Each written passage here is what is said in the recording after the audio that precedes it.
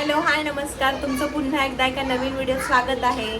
आता उन्हाळा लागलाय. उन्हाळ्यात सगळीकडे लोणचं टाकण्याची खूप गडबड असते. सो आमच्या आई पण आता लोणचं टाकताय. सो लोणच्यासाठी काय काय साहित्य लागतं ते तुम्हाला मी आता दाखवून देते. नाही बेटा, मोठा आहे ते. सांगा आई काय काय घेतलंय. हे पावशेर 250 ग्राम मोहरीची डाळ, मोहरीची डाळ आणि 10 ग्राम सर्व खडा मसाला. ओके. धना पावडर अर्धी छटा, म्हणजे अर्धी छटा. ओके. आणि हे मीठ, आणि 2 वाट्या मीठ, 2 वाटी मीठ, छटाक धणा पावडर, हे तेजपत्ता 4-5, 10 ग्रॅम छोटी वाटीभर मेथ्या. मेथी छोटी, एवढी वाटी छोटी मेथ्या, आणि हे सगळा खडा मसाला 10 ग्रॅम, आणि हे किती 250 ग्रॅम. हे हिंगाची आणि डबी, हिंगाची 1 डबी घेतली.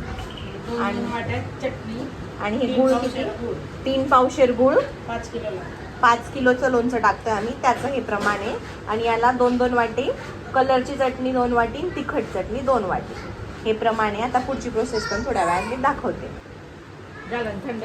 हो हो. तेल किती घेतलंय? आणि 2 पाऊच आम्ही शेंगदाणा तेल खूप खळखळीत उकळून घेतलं, मग त्याला थंड केलंय. आता ह्या सगळ्या मिश्रणामध्ये ते ओतून घेत आहे.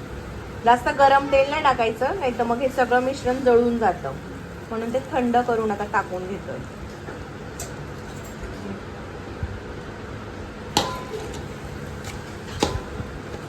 एक एक एक टाकायचं. एवढं हे नाही.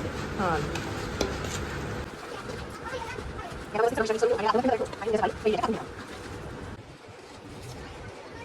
त्याच्यात 2 कप तिखट चटणी टाकून घेतोय, आणि सेम कपने कलरची चटणी टाकणार आहोत. हे झालं 2 कप चटणी. त्याला पण मी आता व्यवस्थित मिक्स करून घेते, त्याच्या गुठळ्या नको राहायला.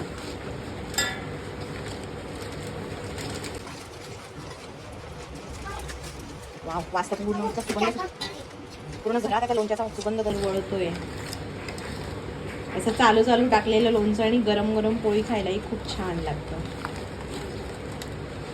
आता ही कलरची चटणी टाकतोय, आणि हळद किती, छोटी. हा जो कप आहे हा 1/2 कप हळद टाकून घेतली. त्याला आता व्यवस्थित मिक्स करून घेतो. हिंग पूर्ण टाकून देऊ ना? हो, टाकून द्या.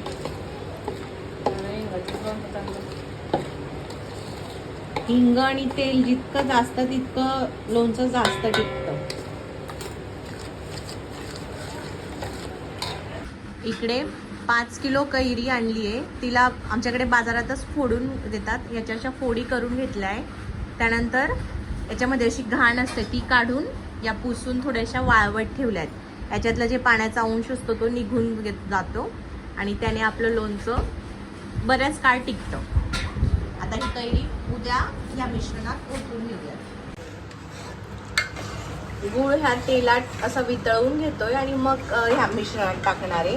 डायरेक्ट टाकला तरी चालतो, पण डायरेक्ट टाकला की थोड्या गुठळ्या जास्त राहतात, म्हणून याच्यात पिघळवून तो मिश्रणात टाकू. आता ह्या कैऱ्या त्या मसाल्यात टाकून व्यवस्थित मिक्स करून घेऊ.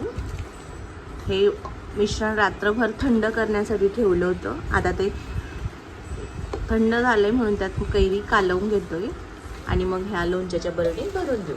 लोणच्याच्या बरणीला पण तेल आणि हिंग टाकून आधी फोडणी दिली, आणि झाकण ठेवून ते बंद करून दिलं, म्हणजे हिंगाचा वास त्या बरणीला लागला, जेणेकरून हे लोणचं जास्त वेळ टिकावं.